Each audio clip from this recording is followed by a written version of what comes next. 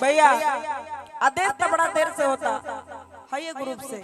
हाँ काहे है ने के आदमी भजन नहीं की सुन ले तने हाथ उठाई ते भजन कितना आदमी सुन ले बनी।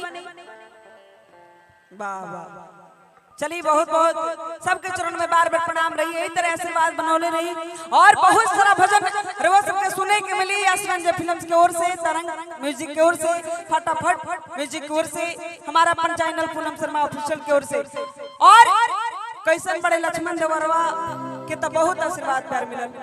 कैसन बड़े लक्ष्मण देवरवा तू आवता हो कैसन बड़े मोर लक्ष्मण देवरवा जे तरे ए भजन के रवा सब आशीर्वाद प्यार देनी आशा ना पूरा विश्वास बा कि हूं भजन रवा सर भी जरूर सुनब और हम जहां भी भजन तन को अच्छा लागत होके तो एक बार मीठी मीठी ताली के साथ ये भजन के आनंद उठाई। कैसे पूछताड़ी सिया बारंबार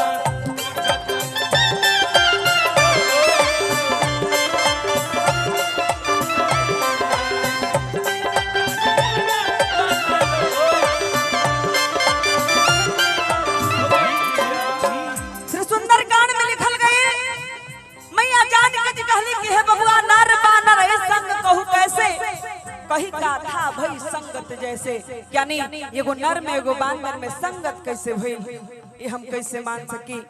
हनुमान जी महाराज कहनी के मां सबसे बड़का प्रेम है रामदूत में मां तू जानकी सत्य शपथ करुणा निधान की ओह करुणा निधान के शपथ खा के कहतनी है मैया मुनहि के दूत अंजनी पुत्र हनुमान है।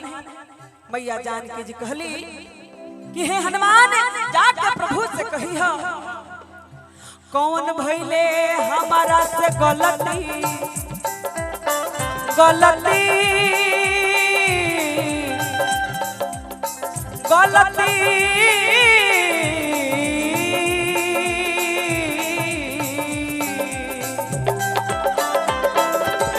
कौन भइले हमारा से गलती लिहल ना सुधिया मो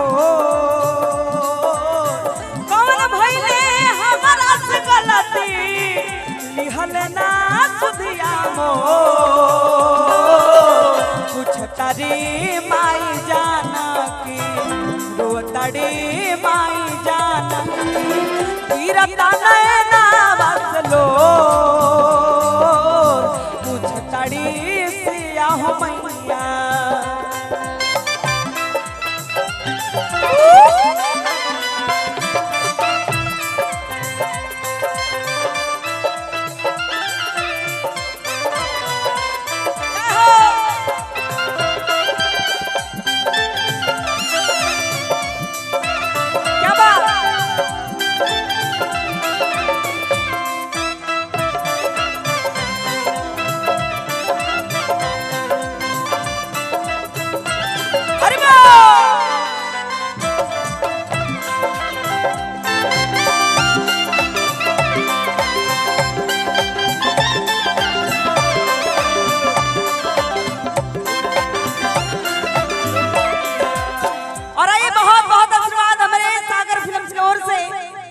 भैया को बार बार प्रणाम है धीरज भैया को बार बार प्रणाम है और मैया सर जी है मैया दिन दुनी रात चौगुनी के कारोबार में वृद्धि बढ़ाए और अगर लक्ष्मण देवरवा 4 लाख भइल बा तो अगला महीना में 6 लाख हो जाए।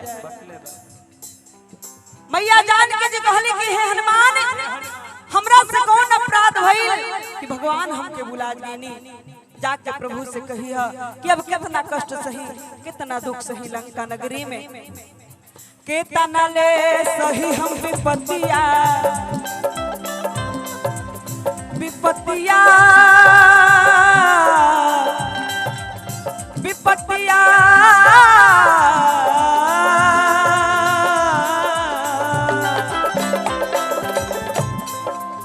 केतना ले सही हम विपत्तिया लागे नहीं मनवा मोर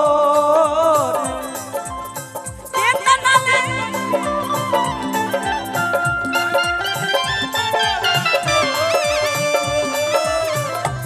केतना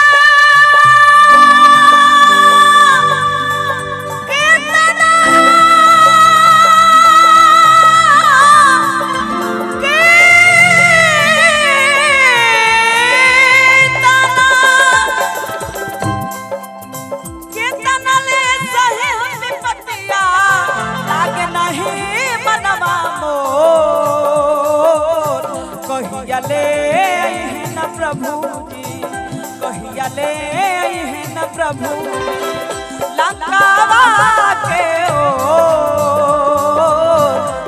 तड़ी सिया हो मैया।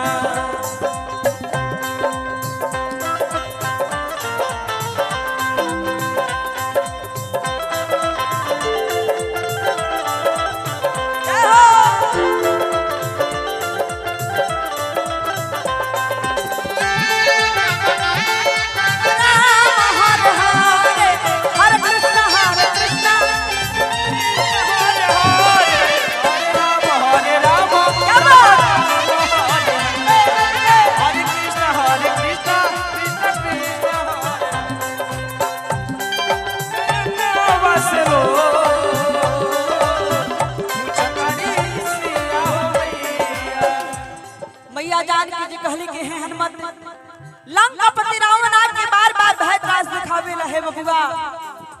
एक मास के समय मिलल बजा के प्रभु से कही है बेरी बेरी रावण आके आके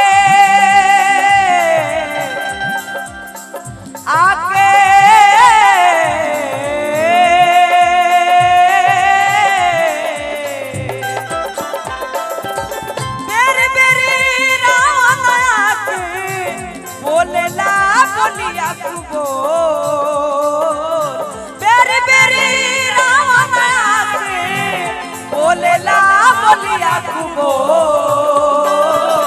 रावण के बोली से हमके, रावण के बोली से हमके भड़के लठटिया मोर पूछतड़ी सिया हो मैया। कैसने बारे लक्ष्मण देवरवा कैसना प्रभु जी मोर, कैसने बारे लक्ष्मण देवरवा कैसना प्रभु जी मोर पूछतड़ी सिया हो मैया, पूछतड़ी सिया हो मैया। गिरता नैना बसलो पूछतड़ी सिया हो मैया, गिरता नैना बसलो पूछतड़ी सिया हो मैया, पूछतड़ी सिया हो मैया, पूछतड़ी सिया हो मैया। बोले श्री रामचंद्र भगवान की। अगर अच्छा लागल हो के देख बरदारी होके के चाहिए आशीर्वाद खातिर।